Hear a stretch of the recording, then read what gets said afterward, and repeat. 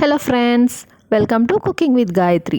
ఈరోజు వీడియోలో ఒక కప్పు రవ్వ అలాగే ఒక బంగాళదుంప ఉంటే చాలండి, ఎంతో టేస్టీగా క్రిస్పీగా ఉండే evening tea time snack recipe చాలా ఈజీగా చేసేయచ్చు. చూడండి ఎంత క్రిస్పీగా ఉన్నాయో. రండి ఎలా చేయాలో చూద్దాము. అందుకు ఫస్ట్ రవ్వని ఉడికించుకుందాము. ఫస్ట్ స్టవ్ మీద ప్యాన్ పెట్టి అందులో 1.5 కప్పు నీళ్ళు పోసుకుందాం. ఏ కప్పుతో అయితే రవ్వ తీసుకుంటారో అదే కప్పుతో 1.5 కప్పు వాటర్ పోసుకొని అందులో సరిపోయినంత సాల్టు అలాగే 1 స్పూను ఆయిల్ కూడా వేసుకోవాలి. నీళ్లు బాగా కాగిన తర్వాత ఈ విధంగా కాగిన తర్వాత స్టవ్ ఫ్లేమ్ లోలో పెట్టుకొని ఒకసారి బాగా మిక్స్ చేసుకోవాలి.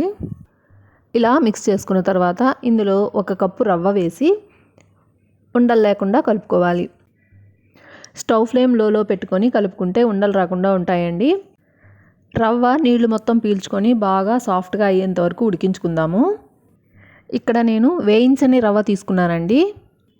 రవ్వ బాగా ఉడికి ఇలా సాఫ్ట్గా ఉడికించుకోండి. ఇలా థిక్గా అయ్యి బాగా ఉడికిన తర్వాత స్టవ్ ఆఫ్ చేసుకుందాము. ఇప్పుడు ఇది పక్కన పెట్టుకొని ఆరనిద్దాము. మరీ ఆరిపోకూడదు, గోరువెచ్చగా ఆరిపోతే సరిపోతుంది. ఇప్పుడు ఇందులో కలపడానికి 2 మీడియం సైజ్ బంగాళదుంపలను ఉడికించి తోలు తీసి పెట్టుకున్నాను. ఈ బంగాళదుంపని ఒక 100 గ్రాములు ఉంటుంది. ఇప్పుడు ఈ బంగాళదుంపని ఒక గ్రేటర్ తీసుకొని ఇలా గ్రేట్ చేసుకుందామండి. ఇలా మొత్తం గ్రేట్ చేసుకోవాలి. ఇలా గ్రేట్ చేసుకున్న బంగాళదుంపని లైట్గా ఇలా బాగా కలుపుకుందాము. ఇలా మిక్సీలో వేసినట్టు బాగా మెత్తగా అయిపోయింది చూడండి. ఇప్పుడు ఈ బంగాళదుంప పేస్ట్ని ఆరిన రవ్వతో కలుపుకుందాము. రవ్వ బంగాళదుంప సమానంగా ఉంటే అప్పుడే క్రిస్పీగా టేస్టీగా చాలా టేస్టీగా ఉంటాయి. ఇప్పుడు ఈ బంగాళదుంపతో పాటు రవ్వని కలిపి బాగా కలుపుకోవాలండి. రవ్వ పూర్తిగా ఆరిపోకుండా గోరువెచ్చగా ఉన్నప్పుడే బంగాళదుంప పేస్ట్ని వేసి కలిపితే కరెక్ట్ కన్సిస్టెన్సీ వస్తుంది. ఇలా రవ్వ బంగాళదుంప బాగా మిక్స్ చేసుకున్న తర్వాత ఇప్పుడు ఇందులో ఒక 1/2 స్పూన్ జీలకర్ర అలాగే 1/2 స్పూన్ కారం, వాటితో పాటు కొంచెం సాల్ట్ కూడా వేసుకొని అలాగే వాటితో పాటు ఒక 2 స్పూన్స్ బియ్యం పిండి వేసుకోండి. బియ్యం పిండి వేసుకుంటేనే బాగా క్రిస్పీగా వస్తాయి. ఇవన్నీ వేసి మళ్ళీ ఒకసారి బాగా మసాలాలు మొత్తం కలిసేటట్లు బాగా కలుపుకోవాలండి. బియ్యం పిండి లేకుండా కూడా చేయొచ్చు, కానీ బియ్యం పిండి వేస్తే బాగా క్రిస్పీగా ఉంటాయి. ఇప్పుడు ఇలా బాగా కలుపుకున్న తర్వాత చేతికి కొంచెం ఆయిల్ అప్లై చేసుకొని కలిపిన పిండిలో నుండి కొంచెం తీసుకొని ఉండ చేసుకొని ఇలా 2 చేతులతో ఇలా రోల్ చేసుకోవాలి. ఇలా రోల్ చేసుకున్న తర్వాత వీటి 2 అంచుల్ని తీసుకొని ప్రెస్ చేసుకోవాలి. ఇలా ఈజీగా రింగ్స్ చేసుకోవాలి. ఇలాగే పిండి మొత్తం చేసుకోవాలి. 1 కప్పు రవ్వ అలాగే 1 బంగాళదుంపతో చూడండి ఎన్ని రెడీ అయిపోయాయో.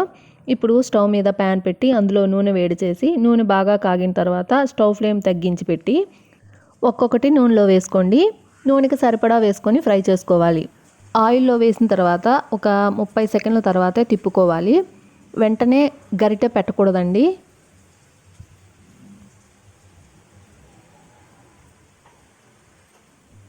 ఇలా విడివిడిగా వచ్చేస్తాయి. ఇప్పుడు అన్నీ ఒకసారి బాగా కలిపి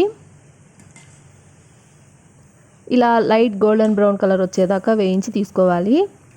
చాలా ఈజీగా 10 నిమిషాల్లో చేయగలిగే క్రిస్పీగా ఉండే tea time snack recipe ready అయిపోయింది. చూడండి మంచి లైట్ గోల్డెన్ బ్రౌన్ కలర్ వచ్చేసింది. ఇప్పుడు మనం ఒక ప్లేట్లోకి సర్వ్ చేసుకుందాము. అలాగే మిగతావి కూడా ఫ్రై చేసుకుందాము. చేసిన వెంటనే కొంచెం కూడా మిగిలించకుండా తినేస్తారు, అంత టేస్టీగా ఉన్నాయి. ఈ స్నాక్ ఐటెం అలాగే తినేయచ్చు, లేదంటే టమాటో సాస్తో తింటే ఇంకా సూపర్గా ఉంటాయి.